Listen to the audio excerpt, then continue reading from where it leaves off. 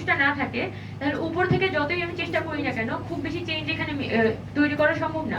তো এই কথাটা এখানেই একজন বলছিলেন একটু আগে যে আমরা কেন দাবিগুলো সবসময় ডক্টর ইউনূসের কাছে কেন দেবো। এই খাসলতটা আসলে প্রধানমন্ত্রী শেখ হাসিনা তৈরি করেছেন, এটা একটু সোজা কথা। মানে সবাই প্রধানমন্ত্রীর কাছে উনি চেয়েছেন, এটা ওনার মনের প্রাণে, ওটা ওনার বাপের দেশ, এটা এখন ওনার দেশ, ওনার 14 গোষ্ঠীর দেশ, আর কারো দেশ না। এটা প্রধানমন্ত্রী শেখ হাসিনার খাসলত ছিল, এবং এই খাসলত উনি আমাদের উনি শুধুমাত্র এই প্র্যাকটিসটার মাধ্যমে আমাদের সবার খাসলতি খারাপ করছেন। এবং আমরা সবাই কিন্তু মানে কি বলবো, সাবকনশিয়াস মাইন্ডে বলে ফেলি ডক্টর ইউনূস বা সরকারের কাছে যাচ্ছি। তো এই ঘটনাগুলো ঘটতো না যদি আমাদের যে স্থানীয় সরকার বা আমাদের এলাকা পর্যায়ে যারা প্রশাসন আছে তারা যদি সৎ হতো এবং তারা যদি এখানে কাজগুলো সুষ্ঠুভাবে করতো। এখানে অনেক আইনি জটিলতা আছে, এটা সঠিক যে স্থানীয় প্রশাসন কতটুকু ফাংশন করতে পারবে, কতটুকু ফাংশন করতে পারবে না, সেই সংক্রান্ত অনেক আইনি জটিলতা আছে, যেটা আমিও পুরোপুরি জানি না।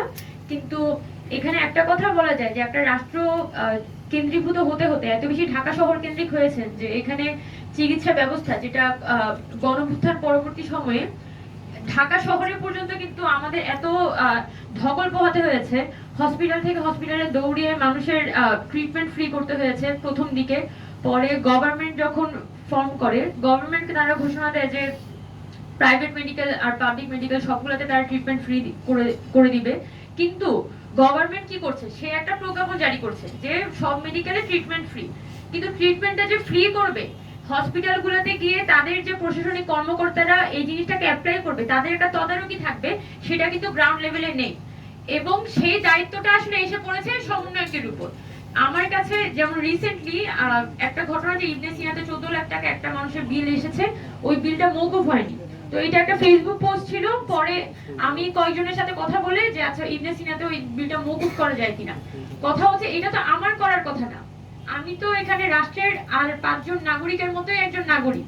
আমি তো এখানে আমার কোনো পোস্ট পদবিও নেই সরকারের মধ্যে যে আমি এটার এখতিয়ার হোল্ড করি। তো আমার কেন একটা হসপিটালে গিয়ে ওখানে ডিরেক্টরের সাথে কথা বলে তার বিলটা মওকুফ করতে হবে? এটা তো সরকারের এখানে তদারকি করার জন্য কমিটি থাকার কথা। এটা আমাদের সবার মধ্যে কিন্তু এই অশান্তিটা আছে। আমরা সবাই কিন্তু এই যে আহতদের প্রপারলি চিকিৎসা হচ্ছে না, শহীদের যে প্রপারলি লিস্টিং হচ্ছে না, এটা নিয়ে কিন্তু আমরা সবাই আসলে ভিতরে ভিতরে এক ধরনের দায়গ্রস্ত পরিস্থিতির মধ্যে আছি। এবং ঢাকা শহরে তো তাও কিছুটা ফ্রি ট্রিটমেন্টের ব্যবস্থা হয়েছে।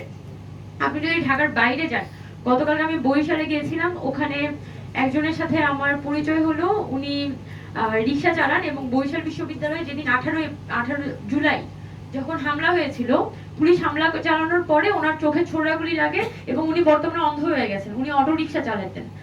তো এখন সে পুরোপুরি বেকার, তার ওয়াইফ 8 মাসের প্রেগনেন্ট, 1 মাসের মধ্যে বাচ্চা ডেলিভারি হবে, তার বাসায় খাওয়ার পরিস্থিতি নাই, থাকার পরিস্থিতি নাই, আর চোখের মধ্যে নাকি এখনো তার ছোড়াগুলি বের হয় নাই।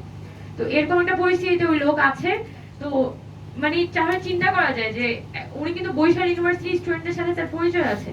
এটার পরও উনি যখন ট্রিটমেন্টটা পাচ্ছেন না, যারা একদম গ্রাম প্রত্যন্ত পর্যায়ে এখানে আন্দোলনটা করেছেন, আহত হয়েছেন, তাদের চিকিৎসার কি পরিস্থিতি, এটা তো আমাদের কল্পনাতীত সত্যি বলতে।